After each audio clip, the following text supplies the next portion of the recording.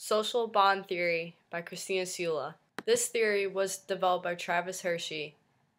Travis Hershey was a control theorist who studied juvenile delinquency and crime. In 1969, he wrote The Causes of Delinquency, and this is where the social bond theory originated from. Hershey had a major impact on the field of criminology because he brought to the table a new way of thinking about crime. And Hershey believed that humans are born with an innate drive to act in selfish and aggressive ways, and that these selfish and aggressive behaviors lead a person to engaging in criminal activity. However, he argues that the bonds that people form in their societies, such as bonds to the values, people, and institutions, can help control one's behavior to not engage in these criminal acts. Hershey would say that weak bonds would cause one to not have enough self-control to not commit any kind of crime.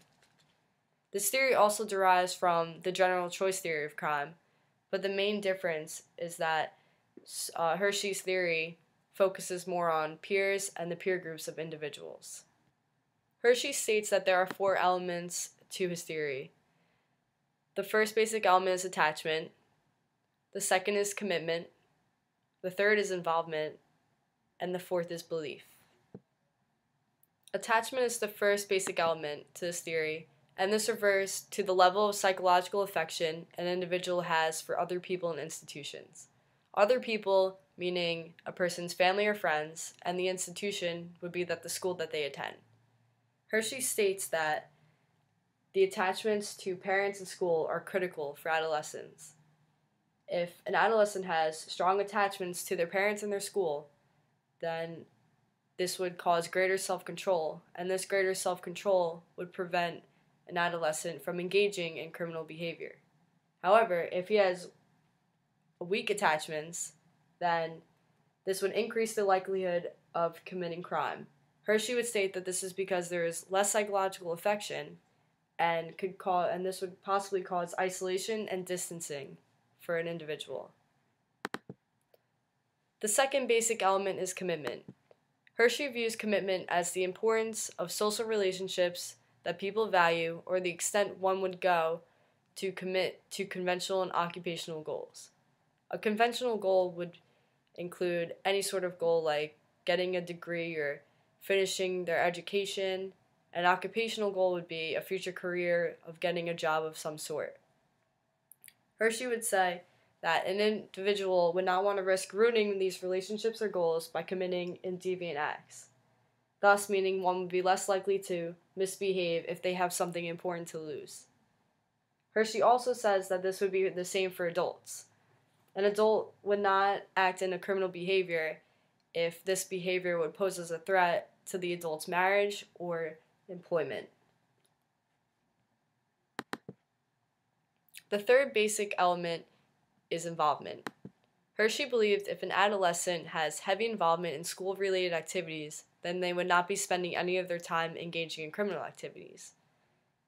These school activities can range from being an academic activity to a social activity or an athletic activity.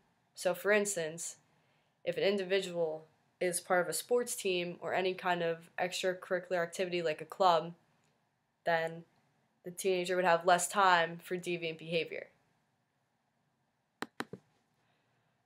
The last and final basic element to the social bond theory is belief. This refers to the degree at which a person follows or obeys the values associated with behaviors that conform to the law. These values can also be considered the social norm or the standard in a society that everyone in the society follows. Hershey believes that the more important these values are to an individual, the less likely that they would be engaging in criminal activity.